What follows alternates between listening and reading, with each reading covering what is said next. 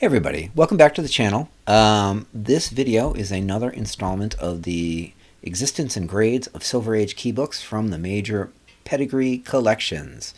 This one we're going to focus on Amazing Spider-Man #1, another very popular book. So let's get started. If you haven't seen any of these videos before, there's a playlist and a link to the introduction video in the description. And yeah, so basically, just to give you the 2-second overview, I track a bunch of different pedigrees. I track a bunch of different key books. I see if there's a book that exists in a certain pedigree. If it does, I get the grade. Or if I don't know the grade, I just note that it exists. And I share that information so that people can know. It's interesting if you're like a key book collector, you can know what you could target. And it's also interesting if you're a pedigree kind of aficionado or historian, you can see, which pedigrees have the most key books, which is actually really interesting. And I'm kind of both of those things. I've owned a bunch of pedigree books and I'm a pedigree historian. So fun times. Anyway, Amazing Spider-Man #1, big time key. So let's take a look at the overall list first, and then we'll go into detail on Amazing Spider-Man #1. So there is a Bethlehem copy. It's a CGC 9.0. There's a Curator copy, a 9.8, which is crazy. There's a John Fantuccio 9.0. There's a Mass copy 9.2. There's an Ohio copy 8.5. There's a Pacific Coast copy 8.5. Twin Cities copy. This is like one of the best Twin Cities keys. It's a 9.4. There's a White Mountain copy, because of course there is. It's a 9.6. And there's a Winnipeg copy. It's an 8.5. So, yeah, let's look at the census. There are 2 9.8s, 5 9.6s, 11 9.4s, 8 9.2s, and 21 9.0s, some of which are represented here in some pedigree copies. There are 3,579 total copies, which means there's one unrestored Spider-Man #1 for basically every single unrestored copy of Detective 27. It's trivia, but it's interesting. So, which is why any copy of Detective 27 sells for $100,000, and you can get a relatively inexpensive Spider-Man #1. Although it's not cheap, but it is relatively inexpensive. You really pay for the high-grade copies, which we are going to see some right here. So, first up is the Amazing Spider-Man #1 CGC 9.0 Bethlehem copy. Bethlehem continues to surprise, right? If you just sat back and you're like, oh, Bethlehem, like the older books have terrible page quality, like a lot of cream to off-white or whatever. But no, there's a lot of keys, and some of them are really, really nice. I've already talked about some of the DC ones, but there's some good, really high-grade Marvel keys as well. There's two things. We're going to look at the grader's notes twice. One is that this book is from the era where there's a lot of like Marvel chipping and pre-chipping. So almost all of these books have slight pre-Marvel chip or slight tear, and those edge tears are just dull blades. It's all just Marvel chipping. Because these books, the higher grade books, are mostly unread, so they weren't torn like with some kid like throwing them in a backpack. They came that way. But other than that, it'd be pretty straightforward. 9.0, nothing you really wouldn't expect. Let's see. It sold on November 21st, 2019 for $66,000. And then in 2022, and still in the kind of COVID hype bubble, sold for nearly double that. On November 17th, 2022, it sold for $120,000, which is a pretty good turnaround for just 3 years of holding on to the thing. So sometimes people didn't do very well with timing their sales with that kind of COVID bubble, but some people did pretty well. And of course, this is a great copy of Amazing Spider-Man #1, so it's not like it would have lost value. Like you could trot this book out right now and it would get at least this, or more, because great copy.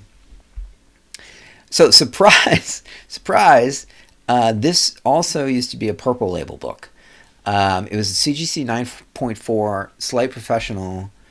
and it sold for $12,000 in 2004, and then $16,899 in 2005. One of those is on eBay because I covered it in my blog. I used to do a high dollar value eBay item of the week thing, and I would just like sort comics and like see what the most expensive comic that was sold on eBay was, and this was one of them. What I didn't do, and I should have done, is actually like grab the scans, because I don't have a scan of this as a 9.4 in the old holder, which would be interesting because it obviously had some restoration removed, and I'm pretty sure I know what it is. This chip out right bottom of front cover is probably it. Like nothing else. I mean, maybe some tear seals potentially could have been removed, but that chip seems to me like a pretty good candidate for what was removed. But of course, if we had a scan of it as a 9.4 in the purple holder, if we could tell, right? We could actually look and see what was removed. If it was that, like if it's the tear seals, you really can't tell. But, well, you could tell, but it'd be harder. Whereas if there's a piece missing and then there's not a piece missing, you'd be pretty sure that was what happened. So, interesting. Okay. Amazing Spider-Man #1, CGC 9.8 Curator Copy. It's a killer book. It's surprising. So, like, I grade a lot of moderns. Like, I grade, like, new books. Like, brand new books. I've graded a lot of books. But I grade new books. And if you get a 9.8 on a new book, there's not a grader's note. Like, you don't see anything where it's like, whatever. And people have complained because there's, like, kind of a scale with the way that books are graded. And, this is indications that there is a little bit of one. Like, that there's any grader's notes on a 9.8 at all. I mean, I guess it's what's keeping it out of 10, but they don't put those on, like, a book from 2024 that gets 9.8. It just has nothing. I mean, not nothing, but, like, I don't know. I mean, they grade on a scale. And small stress lines, like, I wouldn't even send a book from 2010 in with small stress lines unless it was, like, a hyper key or whatever. So, I don't know, whatever. I don't actually mind that they grade on a scale. Like, it doesn't bother me, but it bothers some people, and I'm pandering to them, letting you know that you're right. No, but it is interesting. I'm always surprised. I'm like, it's a 9.8. What is wrong with it? I know that there's something wrong with it to get it out of a 10, but usually that's just like the corners aren't perfectly square or whatever, which is impossible. It's impossible with new books. I digress. I'm sorry.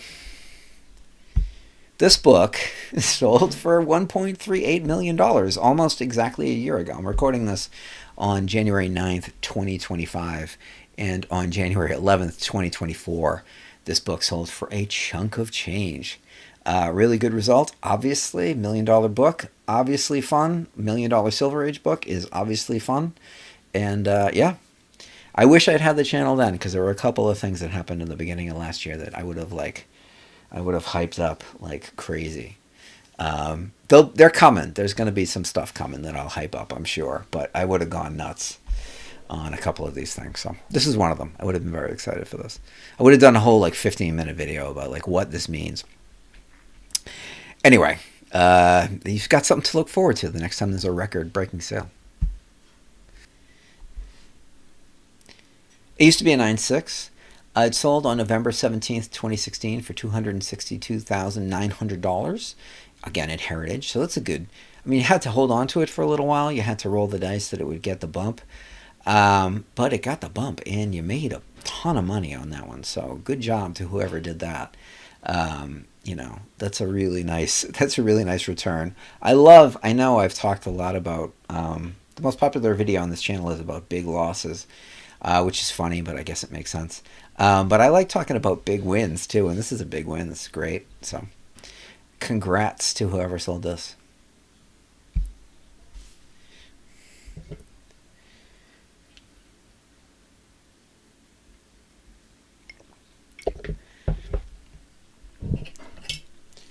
John G. Fantuccio copy, CGC 9.0. This is a really sharp 9.0. I really like the look of this book.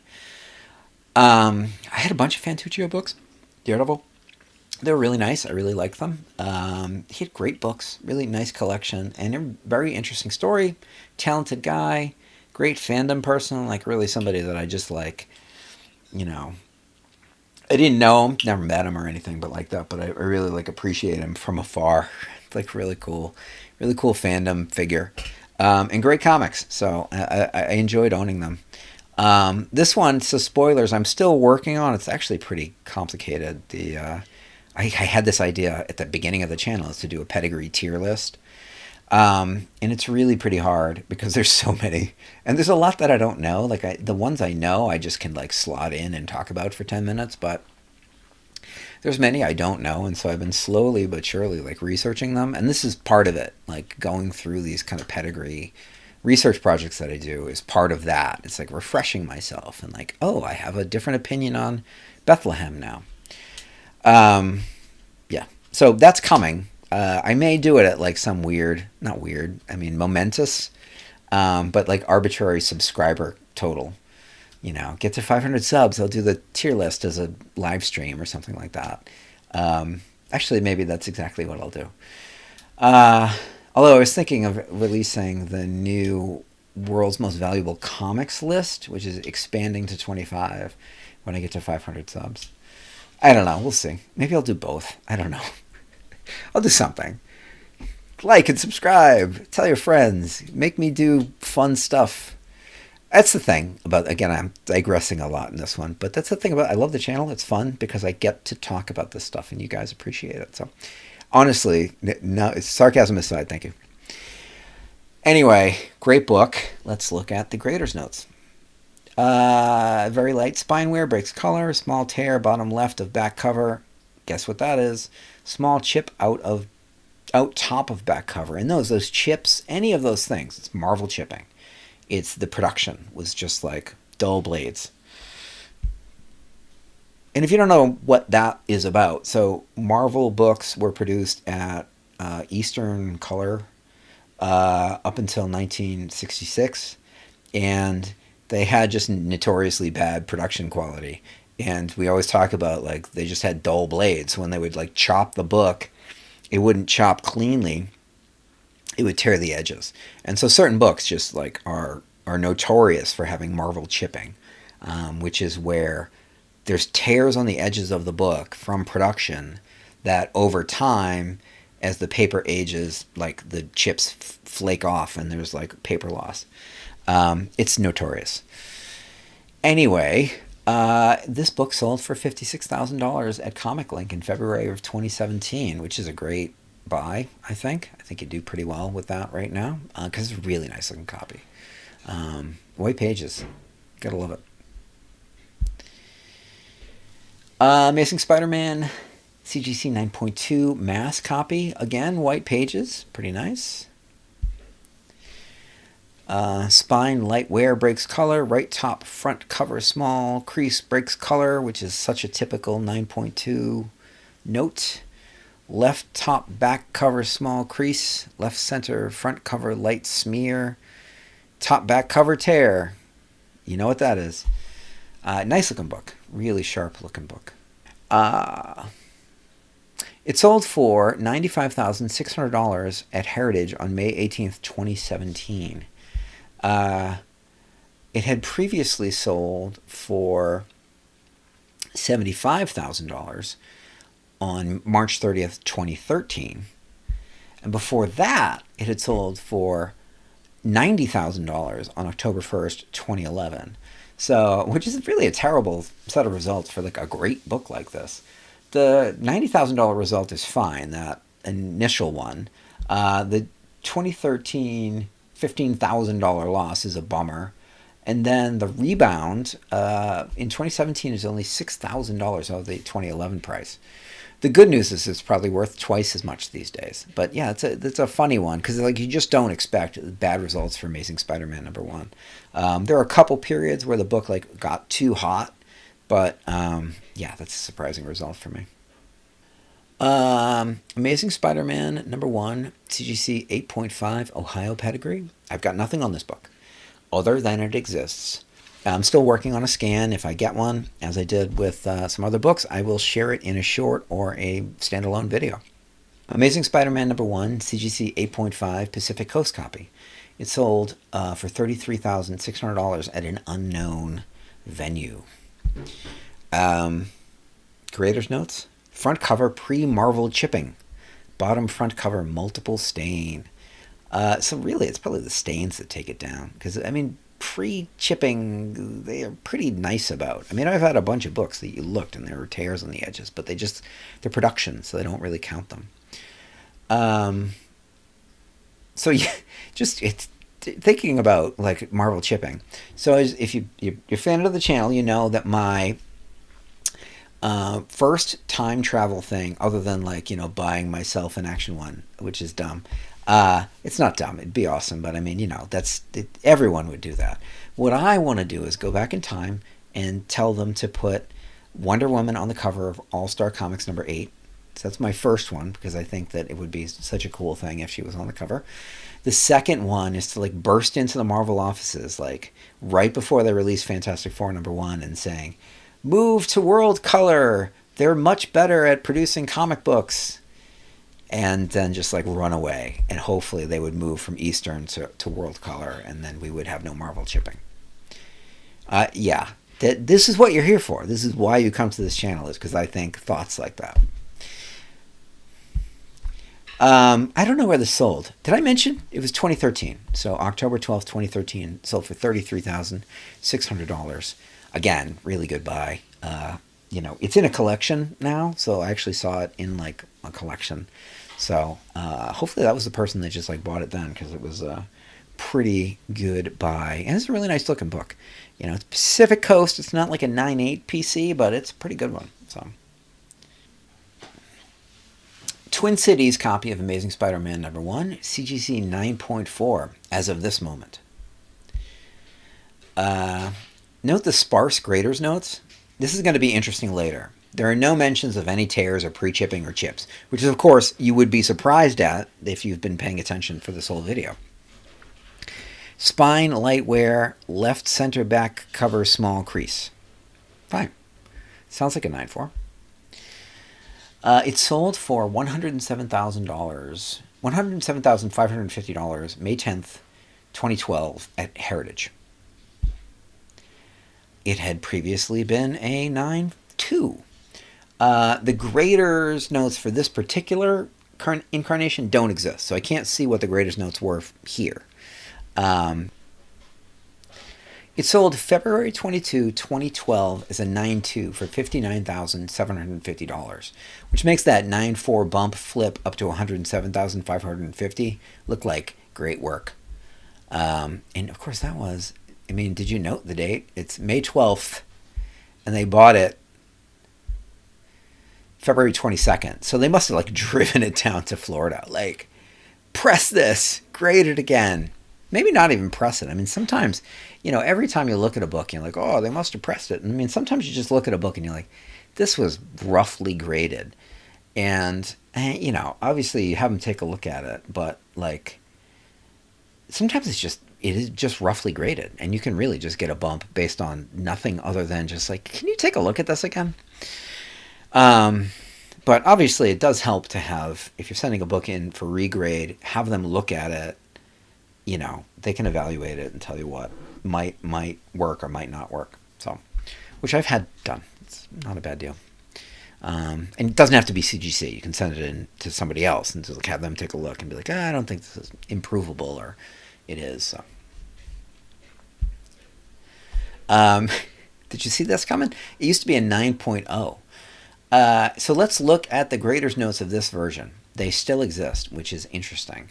Not in any sort of conspiracy way, but just it's interesting because like I don't know what the criteria is for them to put something in grader's notes, but this one is missing. I mean, the other one is missing right bottom back cover tear, bottom back cover small chip out, bottom back cover small tear, left center back cover tear with crease. So that's all like Marvel chipping. basically. You can assume that, right? Because of the era and the descriptions. But it isn't even mentioned when it turns into a 9.4, which is funny. So I'd love to see the 9.2. I'd love to see if it like lost a couple of graders notes. And again, they don't really factor in like the Marvel chipping. They're like, oh, this is production. This is the way it came out. I think they would, like, if you're trying to get a mint book, I think that they would like, oh, it's not perfect, but I have their grading book here. I should actually look at it. This is all just like the wisdom of the crowds that I've been dealing with for 25 years or whatever. I'm going to read that. I'll read it. I'll live stream me reading the... No, I'm not going to do that. 25 hours of me reading the grading book from CGC. That'd be a great video. This was sold. It sold for $47,800 April 16th, 2011. So it's not the greatest bump from $47,000 to $59,000, but, you know, we eventually got there. So just to prove that these are all, you probably can't see it very well, especially if you're on your phone, but I mean, whatever, I can see it. The damage is still there. There's a missing chip. There's an edge tear. It's still there. It didn't, like, magically disappear. So there's no, like, conspiracy that they, like, swapped books or whatever. But, you know, it did get 2 bumps. So I know alphabetically Winnipeg is after White Mountain, but, you know me. White Mountain, come on. Amazing Spider-Man #1, CGC 8.5 Winnipeg copy. No graders notes are available for this serial number, which indicates that at one point it was sent back in with the label. So it got a new serial number. They like wiped away the old one. I looked at the CGC data site, and there was an 8.5 that dropped off the list in like 2005, and then the number went back up in the next update. Like it went back up, so it was like an 8.5 dropped off, and then an 8.5 went back on. So I'm assuming it didn't get a bump, but that's not conclusive of anything. It's just like it kind of looks like that may be what happened. It hasn't resurfaced, so we'll see. Someday it will, and we'll know. We'll know. It'll be in a holder with graders notes that we can access, and we can see, everything we need to know about it. So it sold a long time ago, August 4th, 2002, for $10,350. So goodbye for whoever bought it back then. So, all right, so we're going to end here, as I often do, with a White Mountain book. I love White Mountain books, and they're really interesting in terms of their history. So that's why I ended with this one. It sold in the 1991 Sotheby's auction. I don't know the sales price. One of these days I will get the sales prices for all of the auction catalogs. As I've said, it's something I'm looking to do long term. But for now, I don't have it. So,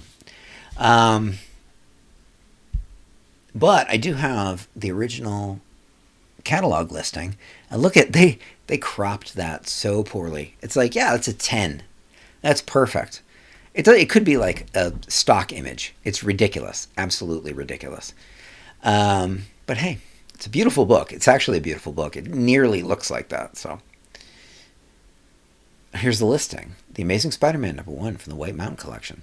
Marvel Comics Group. The first appearance of Steve Ditko's legendary character Spider-Man in his own magazine. Flat, tight, full ink luster with little to no signs of wear. Condition near mint, which is a great description because it is beautiful. It's sold at Mastronet in a very interesting auction. I owe you a video on the Mastro auction. The catalog was fascinating. It has, of course, the missing 8.0 Detective 27. There's a bunch of other really good stuff in it. And I just need to look at it because it'll be fun. It sold for $67,305 at Mastro in 2001 as a 9.4.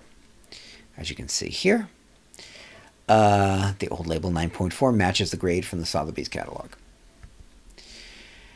I need to remember. Let me go back. I have notes on. It sold a couple of other times. So it sold at Comic Link at an unknown date for $100,000 between 2001 and 2009, and then 2009 in April on the 21st, it sold for $130,000. It hasn't traded hands since, and that book is worth a ton more than $130,000. And actually, I forgot this note. The serial number no longer returns results, so it's been sent back. I don't know what the other 9.8 is. Like, I don't know if it's like Brulato's copy or whatever. I wonder if this is it. I actually should research that.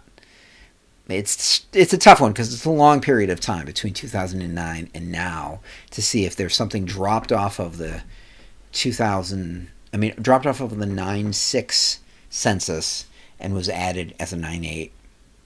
But that's what you do. You just look. CGC data, you look to see if something drops off as a 9.6 and it returns as a 9.8, and you can kind of guess that something happened. It wouldn't necessarily prove that it was the White Mountain copy, but we'll see.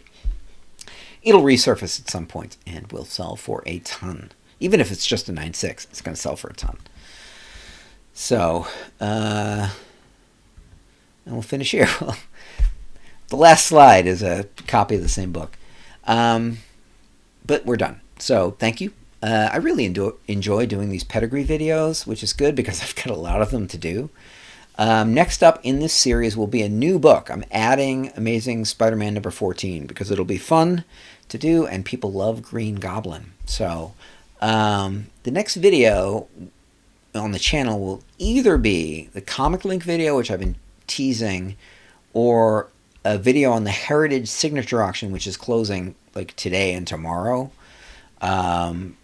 Followed by, in no particular order, the Amazing Spider-Man number 14 video, a video about the Mastronet catalog, which I'm excited about, and a video on the 1991 Sotheby's catalog, which again, I'm excited about because you got a glimpse of it today. I had to break it open. So, yeah, that's it for now. That was a fun one, I think.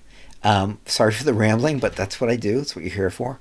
If you haven't yet, if you not subscribed, please do. Share with your friends. Comment, what you think about some of these copies. Comment what you think about the Twin Cities upgrade path. Comment what you think about Marvel shipping, because it's a topic. And yeah, I'll see you in the next one.